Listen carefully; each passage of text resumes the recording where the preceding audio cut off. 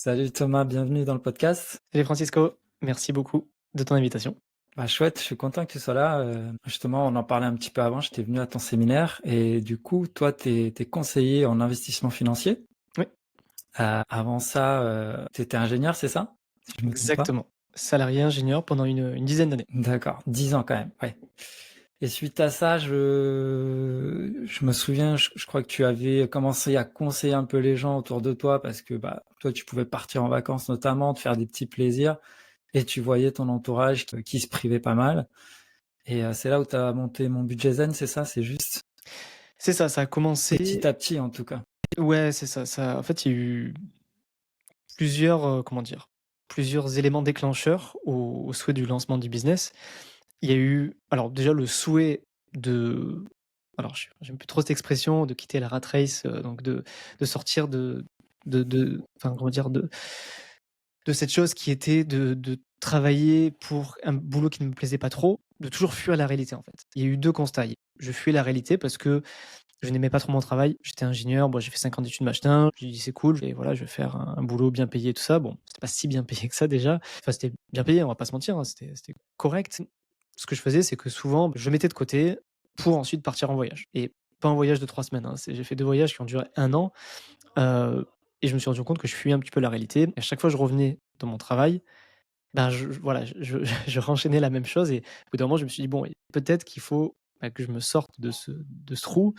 Et c'est à ce moment-là que j'ai commencé à m'intéresser à l'investissement, mais aussi à l'entrepreneuriat. Quand j'ai choisi il fallait bien que je choisisse une niche quand je me suis lancé, hein, dans le business en ligne, largement avant que je quitte mon travail. J'ai fait un constat qui était que, alors j'étais déjà passionné d'investissement, mais on en parlera peut-être après. J'ai fait le constat avec, voilà, 2 200 € par mois qui était mon salaire, j'arrivais à me faire des plaisirs vraiment, bah, super, bah, notamment partir en voyage, en travaillant 1 an, j'arrivais à mettre 10 000 € de côté et voyager. J'arrivais, Ah voilà, ouais? à faire tout un tas de projets que les gens qui travaillaient avec moi, donc avec le même salaire que moi, bah, n'arrivaient pas.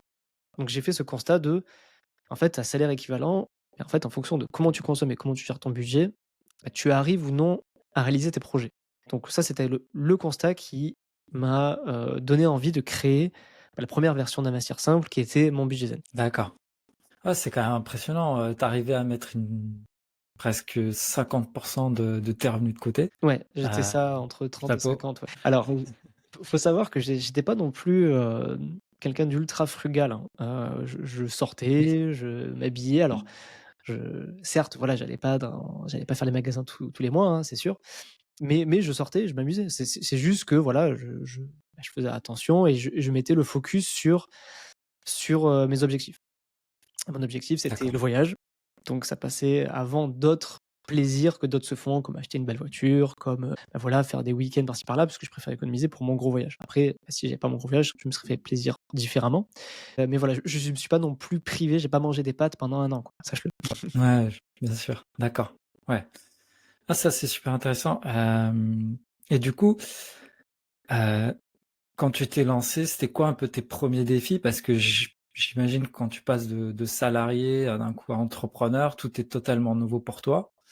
Hem Et comment ça s'est passé, en fait, ces débuts? Tu t'en souviens encore? Oui, oui, je m'en souviens, il faut que je je fais rappel un peu à ma mémoire. Alors sache quand même que j'ai pas quitté le salariat directement, hein. J'ai commencé à créer du D'accord. contenu fin 2019. Et Ouais. j'ai quitté officiellement le salariat et me suis lancé à temps plein dans l'entrepreneuriat en début 2022. Fin décembre, janvier 2022, fin décembre 2021, début janvier 2022, j'étais à temps plein. Mais avant ça, je créais du contenu et je commençais déjà à monétiser l'activité, mon budget, pour voir si ça marche tout simplement. Donc Bien j'ai pu sûr. voir qu'il y avait quelque chose à faire. Donc il y a eu quand même cette phase de transition, hein, tu vois? Je suis pas passé de tout à rien, j'ai pas fait ma tête brûlée en disant: «Bon, je quitte tout et puis ensuite on verra». J'ai quand même testé l'idée avant. Mmh. Mais attends, repose-moi ta question parce que je crois que je suis déjà un peu parti. La question, c'était un peu les défis que tu as eu au début. En fait, là où tu as été malin, c'est que tu y allais, petit à petit. Tu as pas brûlé, tous les bateaux et tu pas parti comme ça à la conquête, C'est ça. Les défis, on va dire les défis principaux qu'il y avait et qu'il y a toujours finalement, c'est de construire une audience en fait. Et c'est ça dans mon type de business qui est un business en ligne, le vrai défi, c'est d'arriver à construire une audience, de la faire grossir et lui donner confiance à cette audience. Parce que c'est grâce à la confiance que tu lui donnes qu'elle va acheter ou non chez toi. Parce que des créateurs de contenu finance, aujourd'hui, il y en a des centaines, voire des milliers. Pourquoi elle te choisirait toi pour se former? Parce que du coup, je prends peut-être un peu d'avance dans l'interview, mais Ouais, c'est top ça. dans dans mes façons de monétiser mon activité aujourd'hui et finalement c'est la même chose depuis, le début, c'est soit la vente de formation en ligne, soit Mmh. les partenariats, donc les sponsors du contenu, ou soit les accompagnements one to one, donc du coaching ou aujourd'hui plutôt de la mission de conseil réglementé en tant que conseiller d'investissement. Et quel que soit enfin, si on s'adresse vraiment aux 2 branches qui sont quand même les principales, hein, où je monétise le plus, que sont les accompagnements one to one ou les formations, bon, il faut bien les trouver quelque part ces clients. Et comment je les ai trouvés? C'est en créant du contenu. Ça a été ma façon de les attirer, mais ensuite, il faut continuer à créer du contenu pour leur donner confiance, pour qu'il y ait une connexion avec cette audience. Et le plus gros défi, c'est celui-là finalement. Et c'est le défi que j'ai eu au début et que j'ai encore aujourd'hui en fait. Parce que D'accord. il suffit que tu aies une perte de confiance de ton audience sur, je sais pas moi, si un jour tu dis une grosse connerie sur une une vidéo ou je sais pas si tu passes enfin j'en sais rien, tu vois? Si tu fais vraiment tu fais une grosse bêtise, tu peux perdre de la confiance donc le vrai défi du début et même encore aujourd'hui, c'est celui-là. C'est, d'arriver déjà à continuer de la faire grossir, parce que c'est aussi comme ça que tu scales et Exact. que même ton noyau de fans du début et des nouvelles personnes qui viennent dans ton audience, d'arriver à connecter avec eux et de leur donner confiance en toi, que mon message arrive à rester authentique, arriver à leur parler et se dire: «OK, en fait, Thomas, c'est avec lui que je veux bosser». Que ce soit en one to one ou soit en formation en ligne, c'est avec lui que je veux Exactement. bosser. Et du coup, est-ce que ça t'est arrivé, à un moment de faire une bêtise qui a ruiné la confiance, par exemple? Ou tu vois l'erreur chez d'autres personnes? Est-ce que tu as des exemples concrets, par exemple, une petite anecdote à partager? Ça va te parler en plus parce que c'est ton métier, je crois. Je dirais en copywriting. Copywriting, Ouais, hem et pas plus tard qu'il y a mon dernier lancement que j'ai fait la semaine dernière, qui était sur la formation sur l'or. Je travaille avec un ouais. copywriter qui a son style. Bien sûr que je relis, que je confirme et tout, mais moi j'ai un style très, terre à terre, authentique.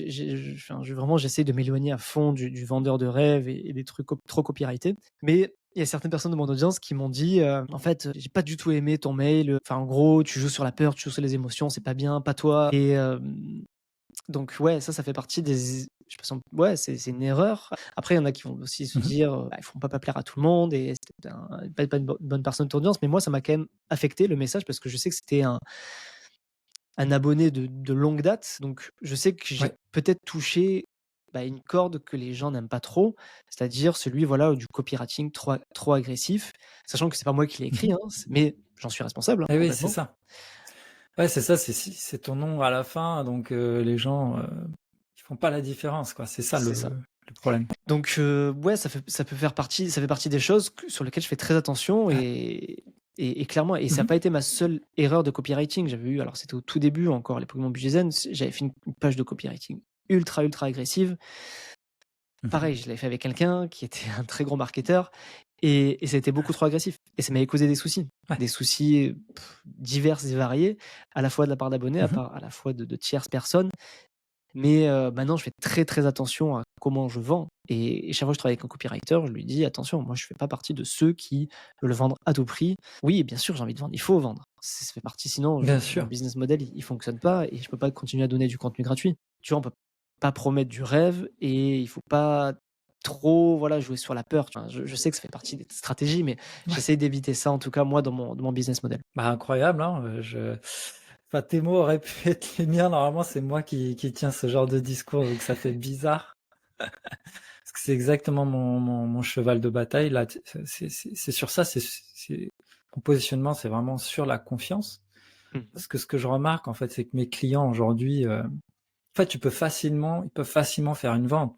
Mais le problème, c'est qu'en faisant la première vente, ils vont en sacrifier, 10 potentiels derrière, C'est ça. dans la façon dont ils ont approché. Et moi, à la limite, je préfère, rater une vente aujourd'hui, je préfère que mon client en rate une aujourd'hui, mais qu'il en ait 10 demain parce qu'on n'a pas brisé cette confiance. Parce qu'une fois qu'elle est cassée, je veux dire, voilà, c'est comme, dans les couples, ben, ta femme, elle est allée voir ailleurs, c'est fini, ou on t'a pris la main dans le sac, en train de voler, je sais pas, enfin, c'est terminé. On donne pas une deuxième chance, surtout dans un marché où il y a plein de monde, comme tu disais tout à l'heure. Mmh. Ouais, ça me parle complètement. Et moi, j'ai ma petite théorie, je sais pas si ça t'intéresse, mais de Dis-moi tout. pourquoi en fait les copies, font ce genre de truc. J'en ai parlé un peu dans le podcast, mais moi, ma théorie, c'est que ça vient des copywriters. En fait, les copywriters, moi-même, j'ai été formé comme ça, à nos «mentors» entre guillemets, ceux chez qui, on prend les idées, les techniques, les façons de faire, de persuader. Ah, c'était des gens qui faisaient du one shot, en fait. Les Mmh. Gary Albert, Gene Schwartz et cetera. Ils vendaient, un produit par courrier, donc ils t'envoyaient une enveloppe avec une lettre dessus, et ils avaient qu'une seule chance de te faire la vente. Il y avait pas de Ils Mmh. n'allaient pas te relancer, il n'y avait pas un business où on garde le client à vie. Donc comme ils avaient pas de deuxième chance, bah, ils s'en foutaient en fait. Ouais, On ouais, met n'importe quel argument, nos limites, urgence, preuve juste sur la sociale un peu, peur, ouais, c'est ça. Grosse peur, FOMO, machin, et on va utiliser n'importe quoi en fait. En fait, on s'en fout. Même s'il dit oui, de toute façon, on va rien lui vendre derrière, de toute façon. ouais, tu lui Parce vendras qu'un qu'on vend truc. un seul truc.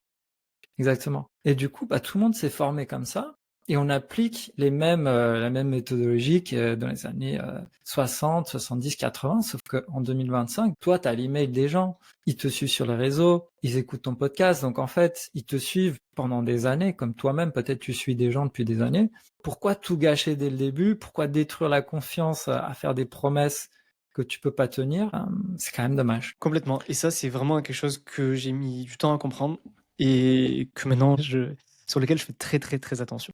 C'est ce que je disais à mon copywriter, c'est que je préfère faire moins de ventes pendant ce lancement, mais que sur le long terme, voilà, les gens, ils rachètent. Parce que du coup, en plus, moi, j'ai un business plutôt de petite formation. Donc, je mise aussi sur le fait que les gens, ils rachètent chez moi, en fait. Et c'est ce qui se passe, en fait. J'ai beaucoup de clients ultra, ultra fidèles qui rachètent quasiment toutes mes formations parce qu'ils ont une confiance absolue envers mes produits et envers ce que je vends, quoi. Et ça, c'est super intéressant parce que est-ce qu'aujourd'hui, tu peux me partager un peu c'est quoi ton business model? Comment tu fais pour acquérir les gens? Ouais, pour les faire rentrer en fait dans ton business, tu peux me partager un peu cette partie-là? Complètement. Alors, il y a plusieurs points d'entrée. En fait, je pars du principe, alors c'est vrai que c'est marrant parce que tu on était censé parler d'investissement et on parle de mon business et j'aime bien parce que j'ai pas l'habitude d'en parler, donc je trouve ça super cool. Hem, comment dire? Moi, je considère que money is in the list. Je pense que c'est pas à toi que je l'apprends. Je considère que le plus important, c'est la base mail. Donc tout mon business, tout mon contenu est créé autour de remplir ma base mail. Parce que c'est D'accord. là que je finis par vendre, en fait. Quand je lance quelque chose, un produit, ben, 95 des ventes, elles ont lieu grâce aux mails. Donc tout est construit pour que je récupère des mails. Alors, c'est pas pour autant que je fais toujours un Ouais. call to action pour récupérer le mail, parce que je pense qu'il faut aussi laisser respirer l'audience et pas tout le temps leur demander leur mail. Voilà, j'ai des lead magnets. Donc lead magnet, hein, je veux dire en gros un produit gratuit où en rentrant leur mail, ils reçoivent le produit gratuit. Donc soit quand je fais un épisode de podcast ou enfin vidéo ou podcast, hein, surtout quand c'est en solo, je vais mettre en avant à la fin de ma vidéo ou de mon épisode, bah, le produit gratuit à télécharger. Donc comme ça, les gens, ils téléchargent mon produit, bien sûr toujours en rapport avec la thématique, pour que, bah, du coup, ils téléchargent le produit puis qu'ils rentrent dans ma base mail. Ça, c'est une des premières façons de faire et peut certainement la plus efficace. Il y a aussi via Instagram. Donc moi, deuxième façon où je crée du contenu, donc plutôt du contenu court, donc soit sous forme de carrousel, soit reels. Et bon, maintenant, comme tout le monde fait, tu sais, avec ManyChat, bah, commente, machin et tu reçois ton produit gratuit. Ouais, bien sûr, Donc bien deuxième sûr. façon de faire grossir la communauté. Donc ça, c'est avec les lead magnets, soit via Instagram avec carrousel, reels, avec le voilà, en demandant de commentant et puis avec le petit tunnel qui va derrière, soit avec l'épisode podcast en mettant un appel à l'action. Ensuite, troisième solution, bah, le payant, la pub Facebook. Je le fais 2 à 3 fois par an avec mon lead magnet qui est le plus efficace, sur lequel je sais que j'ai le coût par résultat le plus faible. Aujourd'hui, j'arrive à les avoir entre 50 centimes et 1 € le lead, où je vends rien derrière, volontairement. Parce que j'ai essayé de vendre avec des tunnels evergreen et franchement ça marche pas. Donc maintenant je préfère, juste, faire 2-3 mails de voilà, je donne de la valeur gratuitement quand ils téléchargent le produit et c'est tout. Et ensuite, je fais mes lancements dans les mois qui suivent.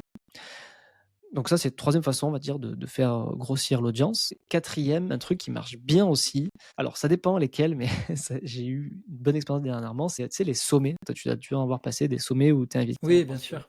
en tant qu'expert pour parler d'animer une visio, enfin un webinaire. Tout à fait. Alors je fais quand même attention, je participe pas à tous les sommets qu'on me propose non plus. Alors on me propose pas tous les 4 matins, je vais pas te mentir, hein, mais on me propose quand même de temps en temps. Le problème, c'est que souvent aussi, on te demande de vendre un peu ton audience, tu vois? On te demande de faire la promo du sommet. Ouais, faut que Donc toi tu je fais quand même bien très, sûr. très, très attention parce qu'encore une fois, pour moi, ma base mail, c'est mon trésor de guerre. Donc ça m'emmerde de faire la promo d'autres produits, tu vois? Donc je le fais que si vraiment j'ai un intérêt aussi et que moi, j'ai le droit aussi, pendant le webinaire, de donner mon lead magnet. Donc c'est un peu dans Mmh. ça, je négocie lors, voilà, du sommet. Et ça marche pas trop mal parce que, le dernier sommet que j'ai fait, j'ai fait ma conférence et tout. Bon voilà, je mets aussi en grosse réduction à une formation et ce qui est bien, c'est que tu as, je sais pas moi, 2 000 personnes qui vont suivre le truc en replay ou en live, mais c'est de l'audience très chaude. Tu présentes, voilà, pendant 3/4 d'heure, tu donnes de la full valeur et à la fin, tu dis: «Bah, voilà, si vous voulez télécharger mon lead magnet, machin». Rien à voir avec un épisode de podcast, tu vois? Où je vais peut-être avoir 10, 20, 30 leads à la fin de l'épisode. Là, j'ai eu 400 leads en 2 jours, quoi, gratuitement D'accord. et c'est beaucoup. Enfin, du moins pour un Ah business oui, comme le oui. mien, c'est beaucoup, tu vois? Oui, en Sachant que 2 voilà, jours en tout cas, pour donner un ordre d'idée à tes auditeurs, hein, j'ai à peu près 10 000 personnes sur ma base mail. Donc quand j'en prends 400 en 2 jours, c'est pas mal, quoi. Et sachant que c'est des bien sûr. auditeurs plutôt chauds et qualifiés, quoi. Ah donc tu les fais rentrer, ils ont une petite séquence, où tu te présentes, j'imagine, une séquence de Ah, mail de valeur, c'est c'est ce que tu c'est disais? vraiment 2 mails, hein, pas plus. J'en fais pas plus de 2. D'accord, J'en ai un où je dis, voilà, ton cadeau gratuit et 2 jours après, j'envoie un autre truc. En gros, c'est bourse vs immobilier, qui sont, voilà, les 2 actifs que j'aime principalement. Je me présente en 3 mots, je dis: «Voilà, je suis Thomas machin, qu'est-ce qui est le mieux entre la bourse et l'immobilier?» Je donne les avantages et inconvénients, voilà, de ces 2 grandes classes d'actifs et je renvoie vers, le podcast en disant: «Voilà, si tu veux plus de contenu gratuit» et comme ça, du coup, après, je les fais connecter d'accord, aussi avec moi. Ils ont, comment dire? Pas Je leur donne le contenu vraiment à plus forte valeur ajoutée gratuit pour qu'ils continuent d'avoir confiance en moi. bien sûr.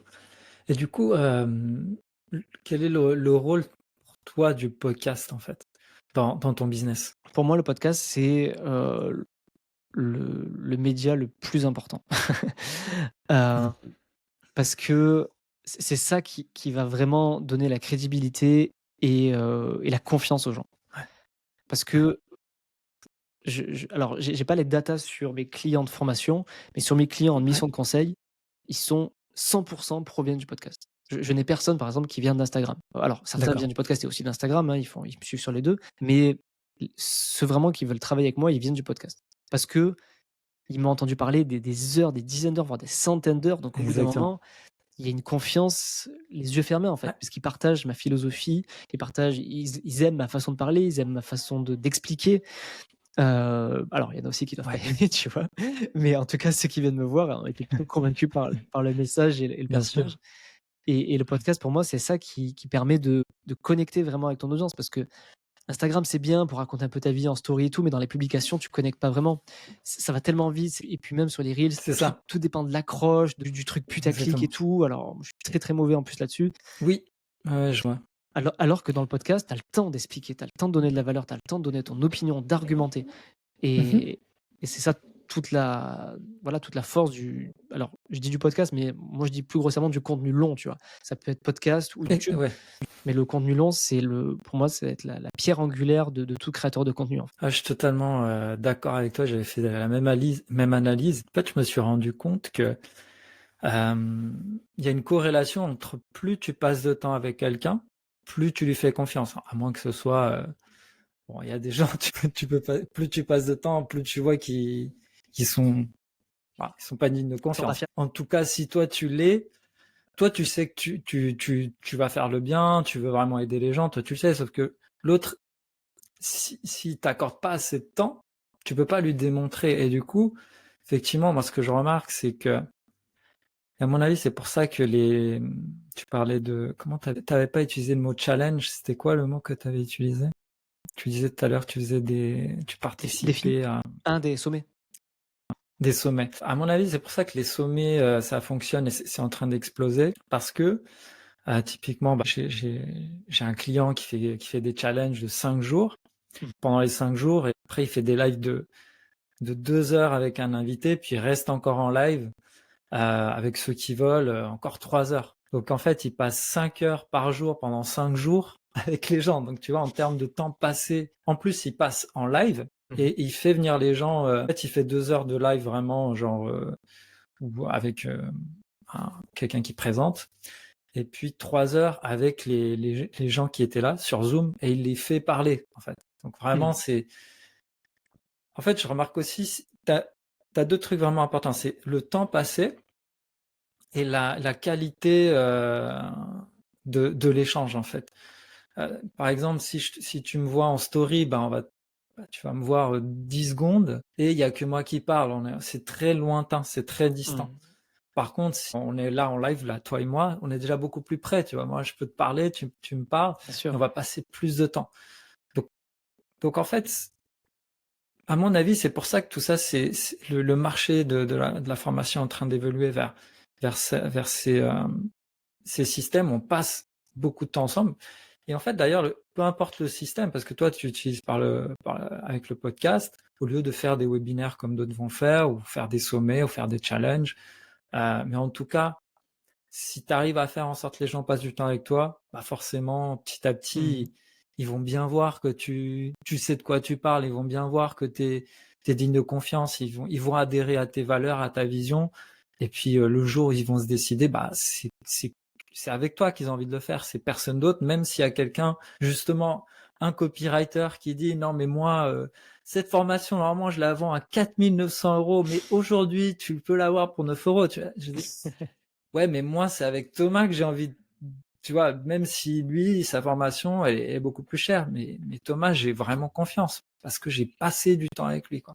Donc, ouais, d'ailleurs, j'ai créé après bon, l'interview, elle est pas sur moi, mais j'ai créé un produit qui est l'accélérateur de confiance. C'est de compresser le temps.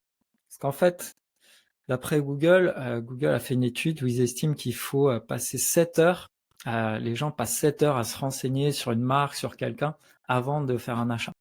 Donc moi, je me suis dit, bah, quand tu rencontres un entrepreneur, tu prends son lead magnet, bah, les 7 heures, ça va être long et entre-temps, il va peut-être, parce qu'en fait, les gens qui sont dans ta liste sont dans la liste des autres aussi et puis, Mmh. et non seulement ils sont tu es en concurrence avec d'autres gens qui sont dans l'investissement, mais aussi, des fois, les gens sont en mode: «Bon, est-ce que j'achète cette formation sur l'IA ou ce truc sur l'invest ou est-ce que je vais au séminaire de machin, qui parle de MLM», tu vois? Donc, en fait, tu es un peu en concurrence avec tout type de formateur. Je me suis dit: «Bah, comment on peut accélérer le temps? Faire en sorte qu'ils passent les 7 heures le plus vite avec nous, comme ça, bah, on maximise les chances». Mais bref, c'est pas sur ça qu'on va Une formation. en détail. Ouais, c'est pas une formation, c'est un service que je propose. En gros, ça, je t'avais demandé combien d'emails tu avais. Après, la question, c'est pas le nombre d'emails, c'est pas ça qui compte. Mais l'idée, c'est quand ils te découvrent, comment on peut faire en sorte qu'ils passent le plus vite possible les 7 heures avec toi. Maximum de temps, hein, 7, c'est une moyenne, c'est une Mmh. stat. C'est top. Si par exemple, dans ta séquence de bienvenue, tu lui dis, bah voilà, les 3 meilleurs podcasts ou les 3 que tu dois absolument écouter. Donc, Mmh. si il en écoute un, bah, il va passer déjà 1 heure, ok, bien joué. Sur le prochain, peut-être que je peux lui faire le best-of de mes articles, une interview de moi. Ok, tu pourrais mettre celle-là. Et bien, Par exemple. il repasse 1 heure à te découvrir et ainsi de suite. Et mon système, en fait, ce que j'ai mis en place, c'est pour ça que c'est un accélérateur, c'est que normalement, c'est euh, c'est toi qui définis la fréquence à laquelle la personne reçoit les emails. Toi, tu dis, le copywriter a dit, bah, allez, on va envoyer, je sais pas, toi, tu as dit c'était tous les lundis. D'autres vont dire, bah, c'est quotidien. D'autres, ils vont dire, c'est eux qui me définissent les règles, en fait. Mmh. Sauf que, bah, tu le sais comme moi, les gens sont pas tous au même stade. Il y a des gens qui sont super chauds. Ils cherchent vraiment là quelqu'un, je veux vraiment investir. D'ailleurs, je le vois, parce qu'avec mon client, avec Jody, on demande aux gens de nous envoyer leurs questions et on y répond dans des mails. Ouais, tu as des gens, par exemple, qui vont toucher un héritage et puis ils sont dans l'urgence, machin, ils ont l'impression qu'il faut investir tout de suite. Et du coup, nous, le système que j'ai mis en place, c'est que tu reçois un email et si Mmh. tu veux, tu peux avoir la suite immédiatement à l'email. En fait, c'est du storytelling. Je te raconte une histoire, OK, est-ce que tu veux recevoir la suite de l'histoire maintenant? Clique ici. Et là, il clique, il arrive sur une page web où il a la suite. Il lit l'histoire, hein, super intéressant. Est-ce que tu veux connaître la suite? Et donc, en fait, c'est la personne qui a le contrôle. C'est elle qui définit le rythme. Donc, plus elle est motivée, plus elle peut cliquer et ainsi elle s'éduque et elle avance dans le parcours à son rythme. Et voilà, bah, tout ça, après, c'est des petites quêtes, tu vois. C'est vraiment du storytelling, des quêtes. Par exemple, on a une quête ETF Quest, tu vois. Donc, tu vas suivre ça, tu vas apprendre ce que c'est un ETF. Après, tu as des chemins. Maintenant, qu'est-ce que tu veux faire? Est-ce que tu vas apprendre ce que c'est l'immobilier, comment commencer ou découvrir l'or, comment ça fonctionne? Ah, ok, je vais aller là. Et en fait, tu es récompensé en fonction des actions. En fait, plus tu ouvres de mails, plus tu débloques peut-être un email secret. Ouais, il y a un côté Euh, gamifié un petit peu, ouais, j'ai gamification. gamifié en fait Mmh. les emails de manière à rendre un peu tout ça un peu plus fun. Et voilà un petit peu pour l'accélérateur. Et du coup, moi je me souviens qu'on avait un peu échangé parce que à un moment tu cherchais, je sais que tu recrutais quelqu'un pour faire je crois que c'était du montage vidéo, si je me trompe pas. Ouais, Après, j'ai vu que tu cherchais quelqu'un parce que tu avais une grosse liste d'attente pour de l'accompagnement, exactement, du pour du coaching. conseil, ouais. Ouais. Et du coup, je me demandais, bah, aujourd'hui, il y a combien de personnes avec qui tu bosses, d'une part, et c'est quoi ton process en fait pour recruter? Tu vois aussi au niveau des, qu'est-ce qui s'est passé? Tu vois est-ce que t'as pas eu peur de te lancer? Euh, ouais, si tu peux me parler un petit peu de ça avant de Du recrutement, ouais, c'est t'en- toute une histoire. Sache que je n'ai aucune Ouais. expérience, donc moi, c'est c'est vraiment au feeling absolu. Mmh, Ok. c'est au feeling absolu. Et ça s'est bien passé quand même pour Ouais, ça va, ça va. En fait, l'instant? pour pas mentir à tes auditeurs, hein, je n'ai pas de salarié pour l'instant. Je travaille qu'avec des freelances, pour la simple et bonne raison que je suis très Ouais. bien tout seul, en fait, dans ma boîte et prendre un salarié, pour moi, c'est une responsabilité qui me paraît tellement énorme parce que, Mhm. bah, voilà, trop de charges, Ouais, trop de problèmes. Si la personne n'est pas la bonne, c'est compliqué et tout, donc j'ai pas voulu prendre ce risque tout à fait. et je préfère largement bosser avec des freelances. Peut-être je les paye plus, hein, ça me coûte un peu plus cher, mais par contre j'ai une liberté, bah, voilà, au niveau des prestataires avec qui je travaillais qui est vraiment ce qui me convient le mieux aujourd'hui. En ce qui concerne, ouais, les comment j'ai fait, bah, en fait, j'ai fait ce qu'on m'a conseillé parce qu'en fait, j'ai beaucoup de créateurs de contenu, grands potes, je sais pas comment on peut les appeler, mais avec qui je m'entends très bien, qui m'ont dit: «Le mieux, c'est de recruter au sein de ton audience». Et c'est ce D'accord. que j'ai appliqué et franchement ça fonctionne. Juste sur les monteurs vidéo, c'est compliqué. Monteurs vidéo, c'est pas simple d'en trouver, enfin voilà, j'en ai trouvé plein, mais pour que ce soit un prix correct et qu'il soit fiable, c'est pas simple. Mais sinon, tu vois, pour trouver un CIF, donc un conseiller en investissement avec qui bosser, je l'ai trouvé dans mon audience. Alors là, ça fait 6 mois que je bosse avec lui, ça se passe super bien, très fiable et tout. J'ai trouvé une Top. assistante virtuelle aussi. Alors on n'a pas continué mais pour d'autres raisons, mais ça se passait très, très bien aussi. Heu, Après voilà, copywriter. Alors copywriter, c'est les seuls où je me fais démarcher. Je me fais démarcher très souvent, mais de temps en temps, j'en accepte un pour tester et puis après tu sais, hein, ils sont très bons comme toi, hein, vous êtes très, très bons pour démarcher, contrairement à beaucoup d'autres démarcheurs qui s'y prennent pas très bien. Vous savez Ouais. comment appuyer, donc c'est pour ça aussi que je suis un peu plus sensible au démarchage quand c'est des copywriters. Mais voilà, j'ai copywriter avec qui ça se passe très bien aussi. Non, non, c'est bah, grossièrement, c'est quand j'ai vraiment besoin quand «j'ouvre» entre guillemets un nouveau poste, c'est au sein de mon audience et c'est simple, hein, c'est une story Insta, un mail à mon audience en disant: «Voilà, je recrute». Je prépare un formulaire Tally avec mes questions et machin et puis ensuite, voilà, j'ai, plusieurs dizaines de candidatures. Je fais des entretiens et puis celui ou celle avec qui ça se passe le mieux, bah, on y va, quoi. D'accord. D'accord. Ouais, donc finalement un process simple, mais c'est là où je trouve aussi intelligent, c'est de prendre quelqu'un de ton audience qui te connaît déjà, qui a déjà ta Et vision, qui a envie de qui bosser avec moi aussi. comprend, ouais, qui veut surtout bosser avec toi et qui c'est pas juste: «Tiens, j'ai vu une annonce, Ouais, c'est je ça, veux c'est le faire», pas tu vois, quoi. c'est pas le Ouais. truc impersonnel, et qu'une lettre de motivation écrite par ChatGPT, non, tu vois? Je demande, vraiment pourquoi tu veux bosser avec moi, en fait? C'est quoi Ouais, c'est quoi ton objectif, quoi? Enfin, pourquoi moi d'accord. et pas un autre? Parce que, ouais, je pars du principe que si le gars ou la fille veut travailler avec moi, c'est que ouais, c'est qu'elle elle apprécie aussi mon travail et qu'elle a envie de contribuer au développement de mon business. D'ailleurs, sur ton business, c'est quoi un peu la vision que tu as? C'est quoi ton objectif? Est-ce que d'ailleurs tu as défini un objectif chiffré, par exemple, sur, 5 prochaines années? Qu'est-ce que tu as envie de faire? Parce que là, tu me disais que tu étais bien seul. Tu veux Très bonne faire question, c'est je me pose des questions tous les jours, sur ce que je veux, où je veux aller. Mais les 2 grandes ouais, questions que je me pose aujourd'hui, heu, la 1re, c'est de changer de business model complet sur les formations en ligne. En fait, pour moi, il y a les sponsors, ça bouge pas trop, ça va, ça vient et puis ça se passe très bien. Enfin, je commence à avoir des sponsors et réguliers. ça, tu fais ça? Tu fais de l'affiliation, c'est ça? Non, affiliation maintenant, j'en fais plus. Vraiment à la marge, mais franchement, on va pas se D'accord. mentir, ça marche pas.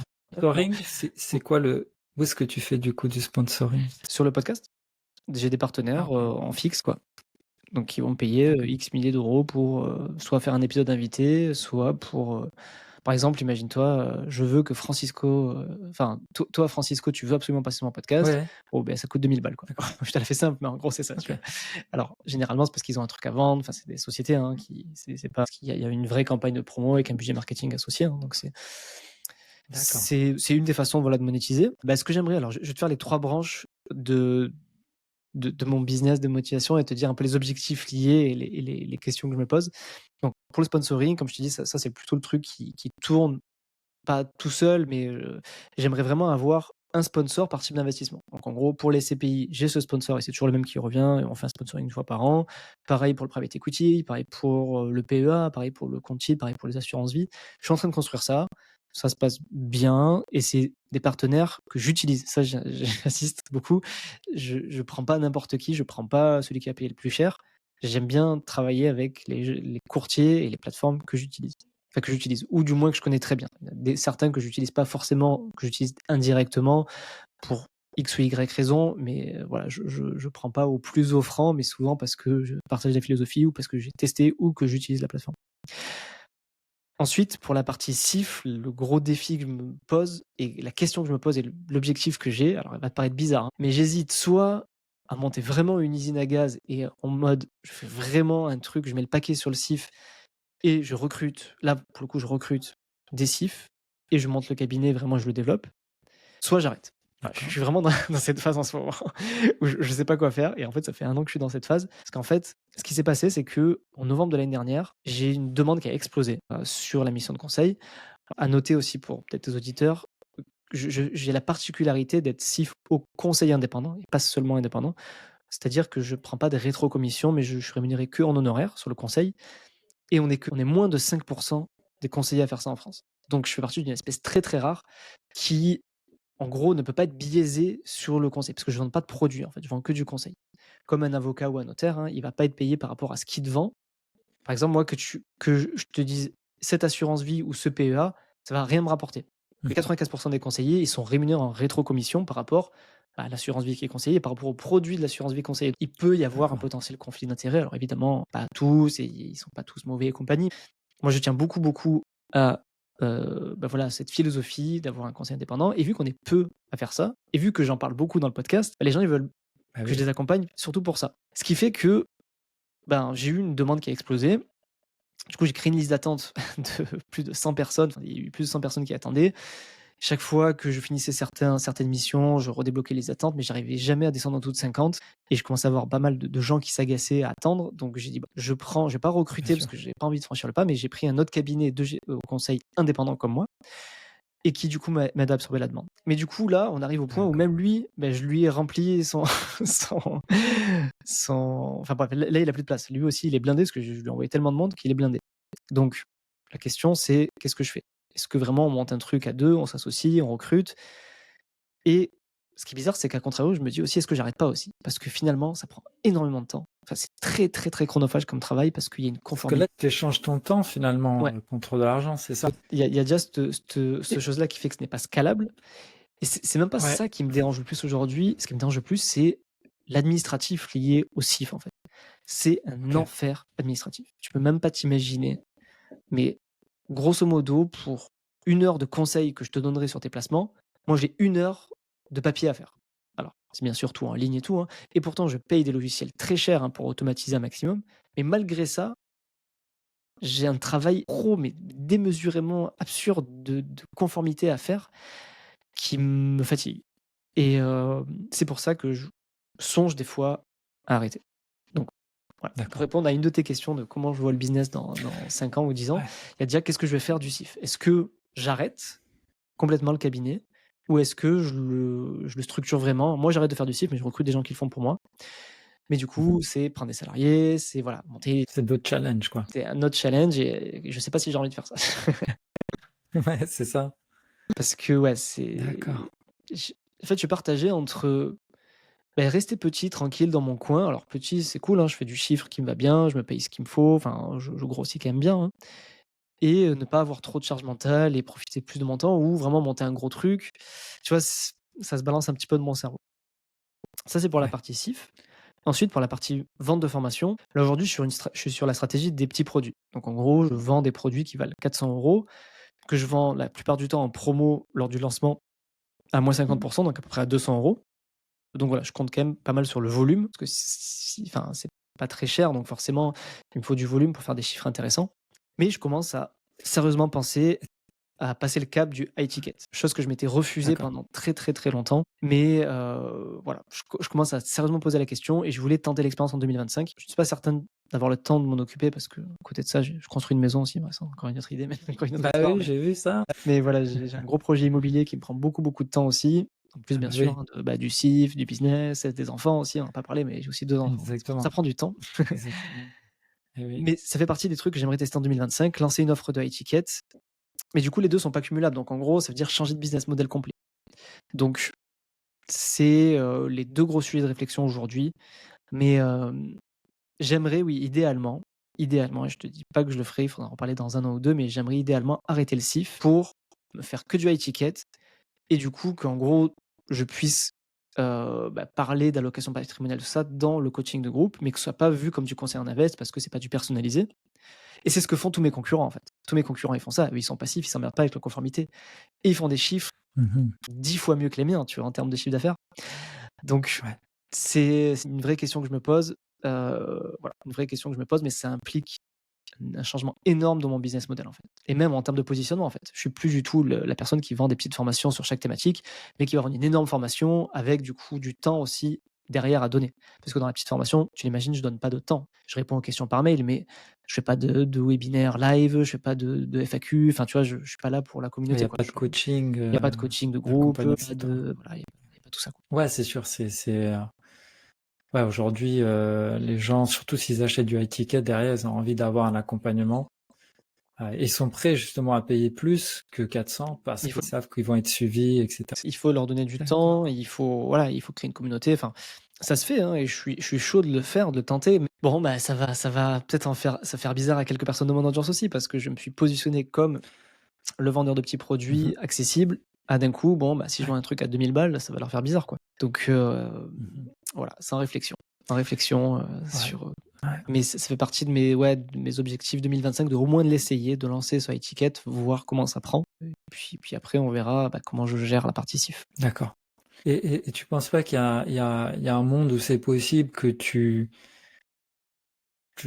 toujours plus de enfin, tu pas besoin de d'échanger justement ton temps, ni en coachant, plus d'élèves en faisant du high ticket? Parce que finalement, c'est vrai que si tu arrêtes le CIF, mais que derrière tu vas coacher les gens en faisant du high ticket, tu vas te retrouver alors tu auras pas eu plus les mêmes problèmes, c'est plus le truc admin, mais que tu vas pas te retrouver de nouveau, à devoir, Vendre mon temps? faire des lives et cetera. Est-ce qu'il y a pas un moyen pour toi de je réfléchis comme ça, tu vois, mais de continuer à vendre des petits produits, mais peut-être à plus de monde? Est-ce que tu as pensé à faire, quelque chose comme ça ou pas du tout? C'est ce que je fais là depuis 2 ans maintenant. C'est ça que tu Enfin, ce que tu dis, c'est ouais, la stratégie que je fais depuis 2 ans et ouais, la seule façon finalement de vendre plus de petits produits, c'est d'augmenter l'audience. Donc avoir plus de oui. volume. Pour augmenter l'audience, ben, c'est Mmh, ce que je travaille au oui, quotidien, donc création de ça. contenu, lead magnet, pub Facebook Mmh. pour augmenter la liste email. Il y a un autre moyen, j'imagine que tu le fais aussi. Je serais vraiment curieux parce que moi, c'est sur ça que je me concentre. C'est comment tu fais pour revendre à plusieurs personnes des produits, avoir du repeat? Parce que tu as quand même, comme tu disais, tu as des fans, qui sont prêts presque à acheter tout ce que tu pourrais proposer en tout cas. Mmh. Est-ce que tu as mis en place justement je sais pas, est-ce que tu as réfléchi à un écosystème ou ok, tu prends cette formation, du coup, la suite logique, c'est celle-là et ainsi de suite, ou je sais pas si tu as trouvé des Alors moyens. je fais des upsells dans Ok. chaque, formation vendue, ben, sur la page, qui suit, tu as une de mes plus grosses formations qui est à -50, uniquement parce qu'ils ont acheté, donc D'accord. ça leur permet d'avoir une formation qui est corrélée à celle qu'ils viennent d'acheter à un prix, bah, voilà, Bien défiant toute sûr. en concurrence. C'est la seule chose que j'ai fait. J'ai Top. pas fait forcément de programme de fidélité, parrainage, parce que c'est quand même un peu complexe à mettre en place. Mhm. Mais c'est une bonne idée, c'est un truc qu'il faudrait que je creuse et c'est pour ça que je te dis que des fois je me dis, tu vois, le high ticket, ça me permettrait d'éviter de me poser toutes ces questions. Parce que, ben, finalement, Mhm. les gens les plus chauds, ils seraient dans la communauté et puis ils auraient accès à tout, en fait et je donnerais sans compter à tous les gens qui rentrent dans la communauté et mais par contre, ça implique, voilà, aussi de de vendre toujours plus de high ticket. Enfin, tu vois, tu peux pas revendre aussi après, enfin, tu revends pas aussi à la même Ouais. personne. Parce que c'est vrai que le petit produit, c'est ça qui est bien, Ouais. c'est qu'il y a des gens Mhm. qui m'ont donné bien Mhm. plus que, ce qu'ils m'auraient donné en étiquette. Vu qu'ils m'ont acheté toutes mes formations, je sais pas, 10 Oui. formations à 200 €, bon, ils m'ont filé 2 000 balles, bah, c'est finalement, c'est quasiment le même prix qu'un étiquette, quoi. Alors après, il y a aussi plusieurs niveaux de étiquette, mais en Oui, tout cas, c'est ça. moi, j'irai peut-être pas au-dessus de 2 000 dans mon étiquette, donc je me dis que finalement, c'est l'un dans l'autre, c'est un peu pareil et par contre, il y a quand même pour être tout à fait transparent avec ton audience aussi, en tout cas pour ceux qui sont intéressés, hein, par ce type de business model, moi, ce qui me fait vraiment gagner de l'argent aujourd'hui, c'est, la vente du catalogue. En fait, je fais 2 promos par an et avec ça, je D'accord. récupère, je rattrape mon retard, en gros. En gros, D'ac- je fais toujours quand je fais un lancement de petits produits, je sais pas à quel point c'est bon, je vais donner les chiffres, hein, j'ai pas trop l'habitude Ouais, de les ça donner, m'intéresse énormément les chiffres. bon, j'espère que mais bref, il y aura pas de mauvaises oreilles qui vont l'entendre. Mais grosso modo, quand je fais Ouais. un lancement, je fais entre 5 et 10 000 par lancement. Et quand je vends un catalogue, enfin quand je vends le catalogue, quand je fais une promo globale annuelle de mon Ouais. catalogue, eh ben, je Oui. fais 30 000. Tu vois? Et ça me demande pas plus de temps, en fait. Parce que j'ai juste à enfin, j'ai pas créé de nouveaux Bien produits, sûr. j'ai juste à Non, créer non, une non, non, nouvelle liste clairement. email et je fais 3 fois plus que lors d'un lancement. Donc quand j'ai des lancements qui se passent Ouais. pas très bien ou même qui se passent bien, que je fais dans la fourchette haute vers les 10 000, bon, ben, tu vois, bah, 2 fois par an, je sais que je peux faire, quasiment 30 000, en 5 mails. Et ça, c'est quand même une force du petit produit que tu ne peux pas faire avec le high ticket parce que si le high ticket, tu le mets en promo, tu perds la notion de high ticket. Oui. Oui, oui. Ouais, tu te mets un peu une balle dans le pied, brader le high ticket. Parce que Ouais. derrière, il faut payer des gens pour accompagner. En tout cas, moi, je veux du côté de mon plus gros client. Il y a énormément de gens derrière qui accompagnent les élèves. Qui te bouffent tout ton temps, quoi. Ouais, ouais, c'est un autre game. C'est ça, c'est un autre business model. Après, pour revenir à ta question aussi de comment, scaler si je fais du high ticket, je sais qu'il y a certaines de mes concurrences qui font, c'est que, bah, la première année, c'est eux qui assurent les lives, les machins et tout et ensuite, Mhm. bah, ils embauchent des gens qui vont faire les lives à leur place, quoi et du Oui, coup, eux, ils sont plus que la vitrine et je vais pas dire qu'ils font plus rien, mais ils sont plus que là pour complètement. structurer et faire la création de contenu, d'acquisition. Oui, ça, je le vois beaucoup. Ouais. Ce qui Mhm. peut finalement peut être pas mal aussi, tu vois, à terme pour moi. Ça, je sais pas si j'irai dans cette direction. Si le high ticket, c'est quelque chose qui me convient et que j'arrive à structurer mon offre correctement et que je m'y retrouve, tu vois, si vraiment au bout d'un moment j'en ai marre de donner mon temps dans les coachings, bon ben voilà, je peux déléguer aussi la partie. Moi, j'ai quand même besoin de connecter avec mon audience, tu vois. J'ai quand même besoin de les voir, j'ai quand Ouais. même besoin, enfin, je trouve que c'est important de passer quand même du temps avec l'audience.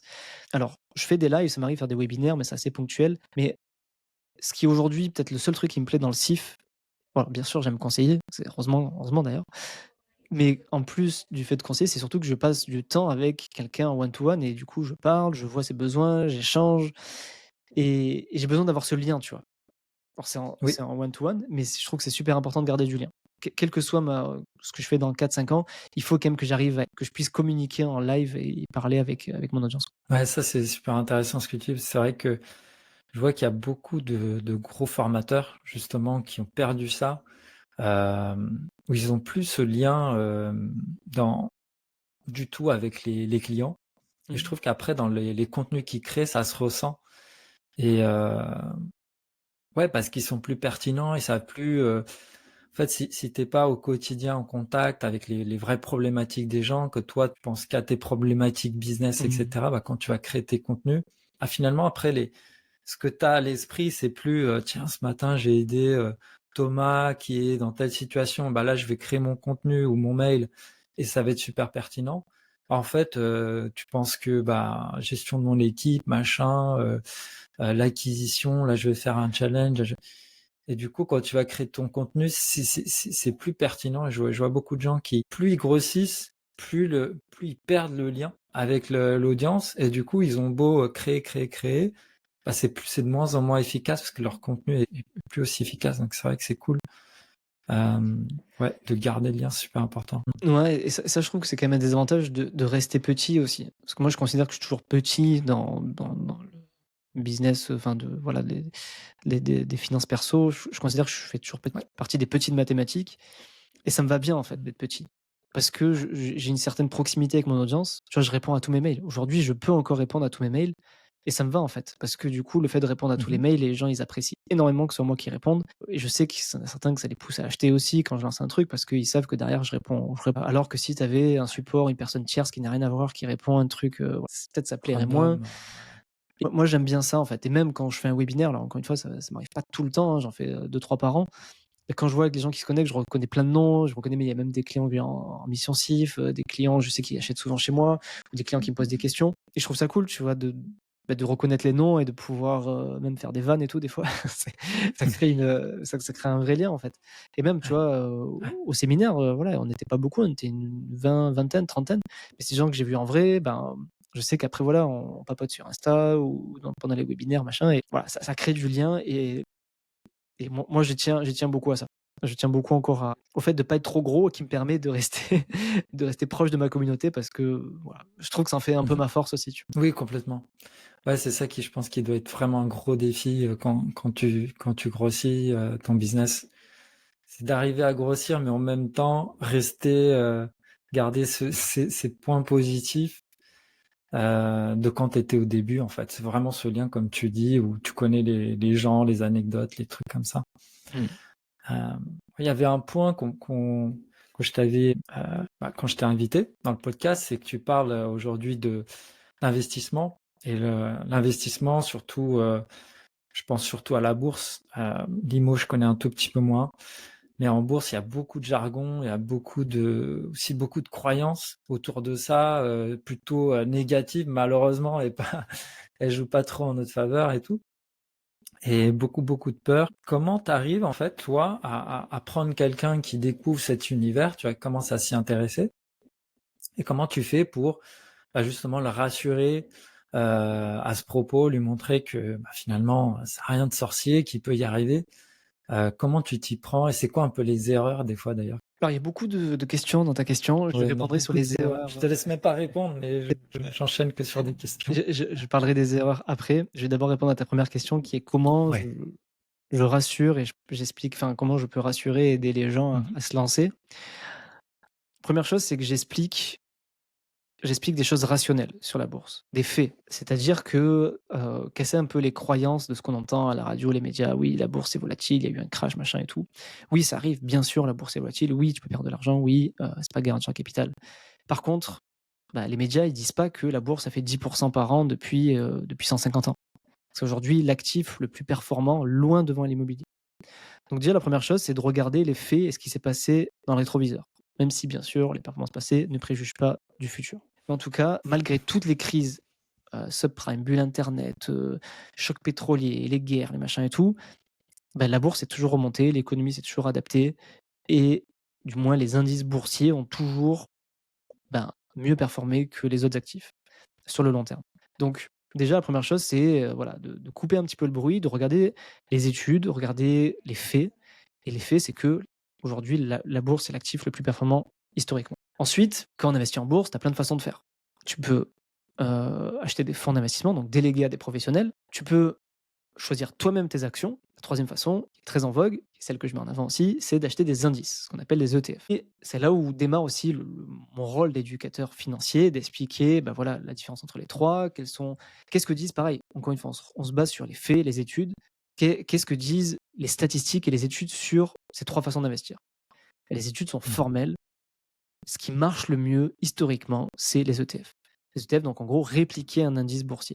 Attention, Petite précision, je ne parle pas de tous les ETF, tu as plein d'ETF à éviter bien sûr, je parle d'ETF indiciels, c'est-à-dire le fait de répliquer les indices boursiers les plus larges comme le S&P 500, le MSCI World. En fait, pourquoi enfin qu'est-ce que disent ces études-là? C'est que, heu, les fonds professionnels, leur objectif, c'est de battre leur indice. C'est pour ça qu'on les paye. Ils prennent 2 par an. Tu les payes 2 par an et tu as 90 de chances de faire moins bien que l'indice. C'est étude Spiva pour ceux qui veulent regarder. Pourquoi payer alors sachant qu'un ETF a 0,2 de frais et qu'un fonds d'investissement a 2 de frais. Donc ça veut dire que déjà, si tu choisis plutôt la solution du fonds d'investissement plutôt que des ETF, tu vas payer 10 fois plus cher pour avoir seulement 10 de chances de faire mieux. Pour moi déjà, il n'y a pas trop de débat entre ETF et fonds d'investissement. Ensuite, tu peux te dire: «OK, je vais faire du stock picking, choisir moi-même mes actions». Pareil, si tu fais du stock picking, choisis toi tes actions, l'objectif ça va être de faire mieux que l'indice de référence. Et là pareil, les stats sont formels, 80 à 90 des particuliers qui essayent de faire mieux que le marché n'y arrivent pas. À quoi bon essayer de se sentir plus intelligent que le marché? Pourquoi pas ne mettre notre ego de côté et juste suivre l'indice et la performance du marché? Donc ça, c'est la première chose que j'essaie d'expliquer à mes clients pour leur dire: «Tu pas besoin d'être intelligent, tu pas besoin de faire bac+12 en finance. Tu achètes cet ETF passivement et tu suis la perf du marché» et elle a fait 8 à 10 par an historiquement. Je lui dis toujours: «Je te promets pas que tu feras 8 à 10 par an, mais c'est ce qu'on vise, c'est ce qu'on espère parce que c'est ce qui a eu lieu dans le passé, donc ce qu'on espère». Donc une fois qu'on a expliqué ça, du coup après on lui explique comment acheter un ETF et c'est pas compliqué quoi. Aujourd'hui, avec les courtiers en ligne, que ce soit sur Conti de PEA et tout, en 2 clics, tu peux acheter ton ETF à partir de 100 € par mois et voilà. Encore une fois, je dis pas que c'est magique, je dis pas que tout le monde doit devenir millionnaire, dans 20 ans, mais en tout cas, c'est une façon de s'exposer à la bourse simplement, sans avoir besoin de suivre, sans avoir besoin de compétences ni de connaissances. Et le dernier, enfin pour répondre à ta question de comment les pousser à passer à l'action, je parle souvent de théorie des petits pas. Mieux vaut commencer avec des petites sommes pour essayer, pour voir si c'est fait pour nous, plutôt que de mettre tout d'un coup et puis ensuite de stresser, de regarder son portefeuille toutes les 5 minutes. Voilà, pour ceux qui veulent se lancer, mieux vaut commencer avec 50 € ou 100 €, voir comment tu réagis quand les marchés bougent, parce que, encore une fois, j'ai dit que 8 à 10 par an, mais tu peux prendre moins 20 aussi dans l'année, c'est possible et c'est arrivé et en ce moment ça arrive, au moment où je te parle, Ouais, depuis le c'est début de ça. l'année, on a pris moins 20. Donc c'est Oui, oui, oui. c'est une réalité, ça peut arriver, ça va arriver, il y aura des crises, mais encore une Ouais. fois, les stats que j'ai dit, c'était sur le très long terme, donc au-dessus de 10 ans. Donc si tu mets 100 balles et que tu vois que quand tu prends moins 20, bah, que tu arrives plus à dormir la nuit, bon, bah, peut-être que c'est pas pour toi. Soit que c'est pas pour toi ou que Mmh. ton allocation, ton patrimoine ou n'est pas la bonne et qu'il faut mettre une poche plus faible sur la partie bourse. Donc voilà, je sais pas si ça a répondu à ta question, ma longue Si, si. tirade sur le sujet. Ah, c'est intéressant parce que finalement, toi, tu arrives à amener les gens, de leurs croyances super limitantes de départ et de toutes leurs peurs, tout simplement en leur expliquant, de manière logique, de manière rationnelle, avec des études, en leur montrant les choses, telles qu'elles sont. Moi, c'est ça que je trouve intéressant parce que moi-même, je suis arrivé j'ai découvert la bourse comme ça. On m'a juste expliqué. En fait, quand j'ai compris, je me suis dit: «Mais en fait, c'est tout con. Je peux y arriver et il y a rien de sorcier et donc je vais le faire». Et c'est pour ça que et c'est pas en fait, je me suis pas dit: «Ah, je vais investir en bourse parce qu'un tel a dit, j'ai fait plus, 10 000 balles, ce week-end, machin, parce que j'ai acheté». C'est les signaux d'alerte où il faut pas suivre ça généralement. En fait, c'est ça qui m'a fait remettre un peu en question, l'approche qu'ont les copywriters. Parce que je me suis dit: «Mais attends, mais moi, ce qui m'a convaincu, c'est le côté plus rationnel, étude, et l'explication, en fait. On m'a respecté, on m'a pas pris pour un idiot. On m'a dit: «Écoute, tu es capable de comprendre, prends juste le temps, je vais t'expliquer». Et moi, d'ailleurs, c'était dans un podcast. J'ai reçu dans un podcast, quelqu'un qui était un investisseur, en bourse. Moi, j'y connaissais rien du tout et il m'a expliqué pendant 3 heures comment ça marchait. Et à la fin du podcast, je lui ai dit: «Il faut que tu me montres de manière concrète, bah, maintenant comment je peux acheter, et cetera». Et c'était pas il m'a pas eu entre guillemets en me vendant du rêve, donc je vois pas pourquoi, ça serait comme ça qu'on devrait convaincre les gens. Mais OK, donc toi, ouais, tu respectes, tu expliques et voilà. Et les gens qui ont vraiment envie, ils écoutent et ils apprennent. Ouais, c'est ça. Alors après, là, on parle surtout en mission de conseil en investissement, tu vois? Alors, il y a quand Ouais, même des préalables, hein, avant de les faire investir en ETF ou en bourse.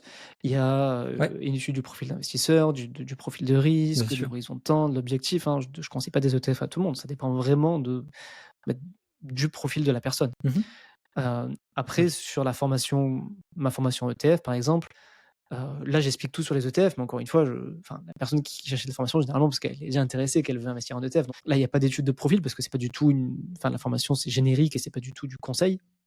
Donc là, j'explique tout de A à Z, comment faire, voilà, quand tu pars de zéro. J'explique tout de A à Z pendant 6 à 7 heures, de qu'est-ce qu'un ETF, qu'est-ce que la bourse, à comment on passe notre ordre en direct, en live, quoi. Donc c'est vraiment deux discours différents. Il y en a un où je vérifie que c'est adéquat par rapport à la personne parce que c'est une mission de conseil, parce que c'est réglementé et compagnie. Et l'autre, c'est vraiment de la formation générique de, comment on investit en ETF. Hop, super. Bah écoute, moi je voulais te demander, du coup, je passe du coq à l'âne, hein, mais est-ce qu'on pourrait Je revenir t'en un petit prie. peu sur... j'aimerais juste avoir un peu de clarté là sur ton business. Donc du coup, toi tu crées du contenu, podcast, contenu sur les réseaux sociaux. Ensuite, ils arrivent dans tes mails et c'est là, c'est à travers des mails que toi tu vends. Est-ce que c'est quoi un peu ton système? Qu'est-ce que tu as prévu là pour les mails? Est-ce que tu as, je sais pas, tu fais un lancement, tu fais combien de lancements par mois et comment ça se passe en fait? Est-ce que tu fais euh, un lancement le lundi classique et tu termines le dimanche soir? Comment ça se passe en fait Est-ce que tu as une structure précise à chaque fois pour chaque lancement? Ouais, je t'avoue que je respecte toujours la même. J'ai pas trop pris de Ok. risques. C'est du lundi au vendredi, moi, mes lancements. Ouais. Ça commence ça ouvre le lundi matin et ça finit le vendredi à minuit. Voilà. Et c'est moins 50% sur la formation en lancement. Et voilà, et le samedi à minuit une, elle repasse au prix normal. Je fais pas de fausses promesses du style, ouais, et puis le lendemain, ah, finalement, j'aurai ça à moins 50%. Non, non, c'est jusqu'au vendredi minuit, et puis voilà. J'ouvre parce que j'ai reçu des mails. Oui, voilà, la technique foireuse que moi j'ai l'impression que tout le monde connaît. Ouais, mais finalement de mail, donc finalement je laisse encore 24 heures plus. Non, ça je le fais pas. Euh, C'est bien. et qu'est-ce que tu me Et disais? du Donc, coup, ouais, au vas-y. niveau de ces mails là, toi, comment tu réfléchis? Est-ce que je me souviens que tu m'avais dit que tu t'inspirais pas mal du modèle d'Antoine. Est-ce que d'Antoine BM, je veux Ouais. dire, est-ce que euh, t'as un objectif, genre le lundi, je fais ça, le mardi, je démonte les croyances, le mercredi, enfin, je sais pas, lundi, je fais teasing et je dis rien, mardi, je Non, présente le non, truc. non, jusqu'à présent, je vends dès le lundi. Lundi, j'annonce la formation est en Ok, ligne et la réduction elle est valable jusqu'au vendredi. Et j'envoie un mail tous les matins. Alors que normalement, j'envoie un mail que le lundi. Et en période de lancement, les gens ils reçoivent un mail par jour, deux ouais. mails le vendredi avec le petit mail du vendredi 18 h qui marche très très bien. Et Je pense que tu dois le savoir, mais c'est peut-être celui qui marche le mieux. Et voilà, le est-ce que petit truc qui justement, entre en à ligne. ce propos, oui, oui, je vois très bien ce mail-là. Est-ce que toi, t'as des chiffres par rapport au nombre de ventes que tu fais? Par exemple, le vendredi, t'as genre 80% des ventes qui sont faites souvent les stats, c'est, t'en as, enfin, je sais pas, t'as 20% le lundi, 80 le vendredi, puis pas grand-chose entre les deux. Ouais, Est-ce que c'est toi, t'as quelque exactement chose? ça.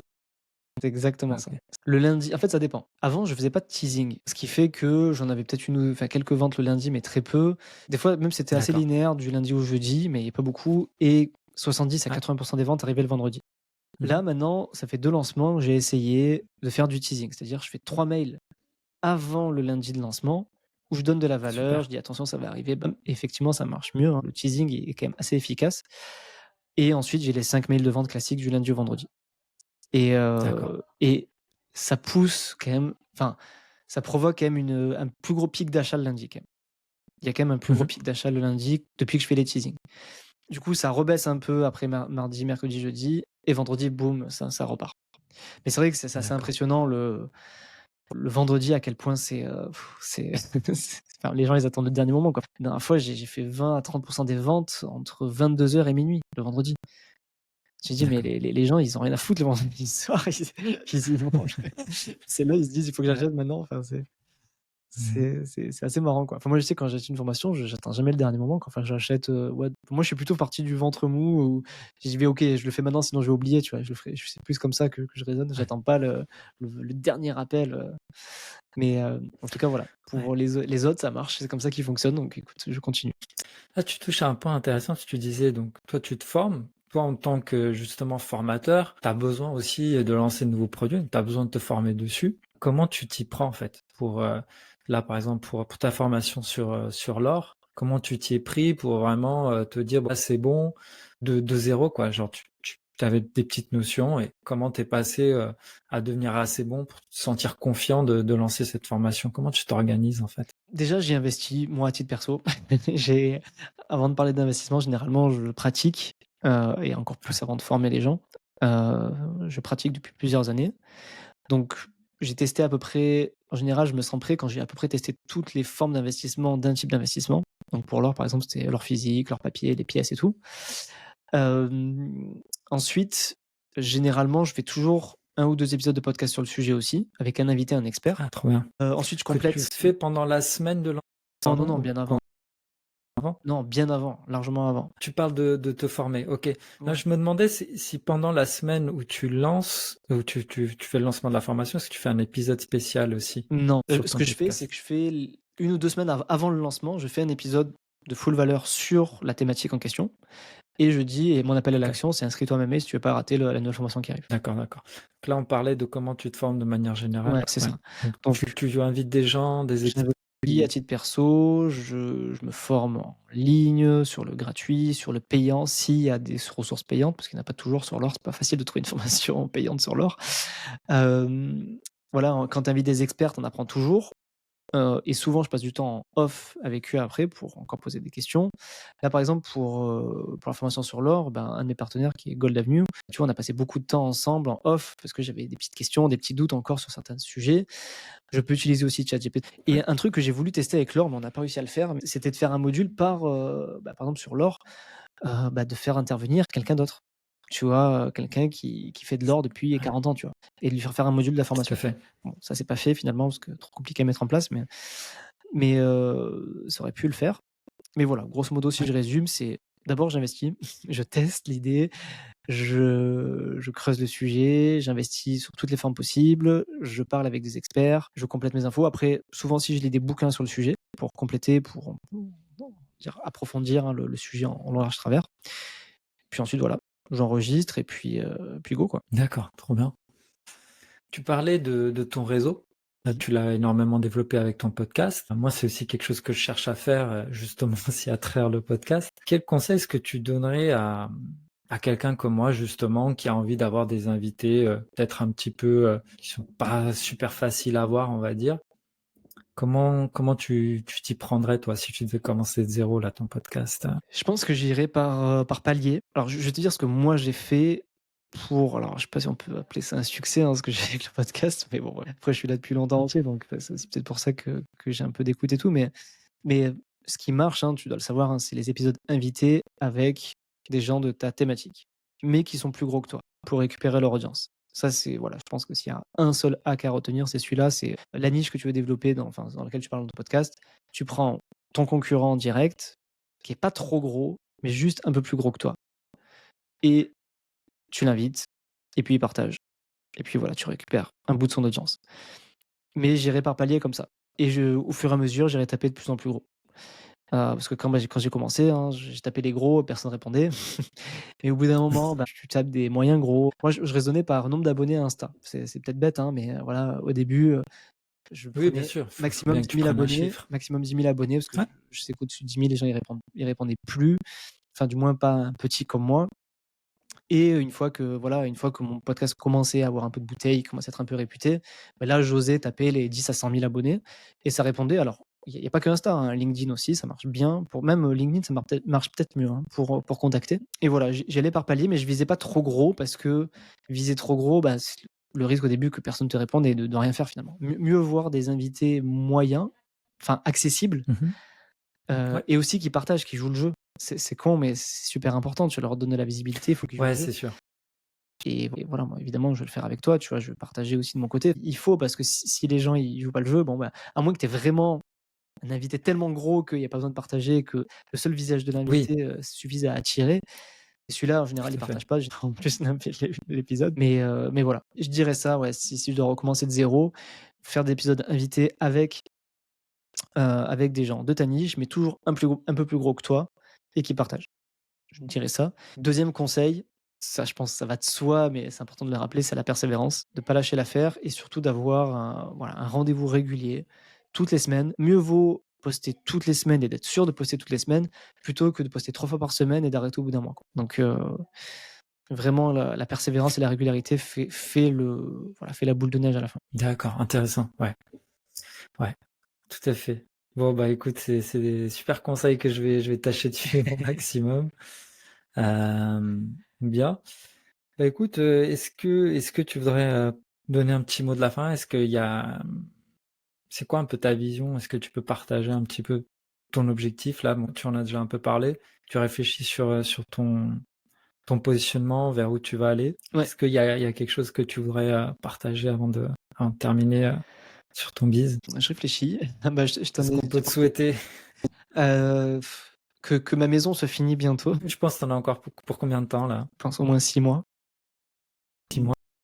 Et tu y consacres combien de temps là, à la Ouais, rénovation? beaucoup de temps. Alors c'est pas moi Ouais, qui rénove, c'est ça le pire, hein, c'est que j'ai un artisan qui fait, mais mais moi je tu passe au moins, allez, une qu'est-ce qui demi-journée te prend par le temps? semaine à faire des bricoles sur le chantier. C'est OK, voilà, c'est des petites bricoles, au début je passais quasiment tous les matins parce que on faisait la partie démolition sur le chantier avec ma femme. Là maintenant ça y est, ouais. l'artisan il a pris le relais, donc mais on a quand même toujours des petites conneries à faire, à finir. Donc je Mmh dirais, mh. allez, une demi-journée à une journée sur le chantier.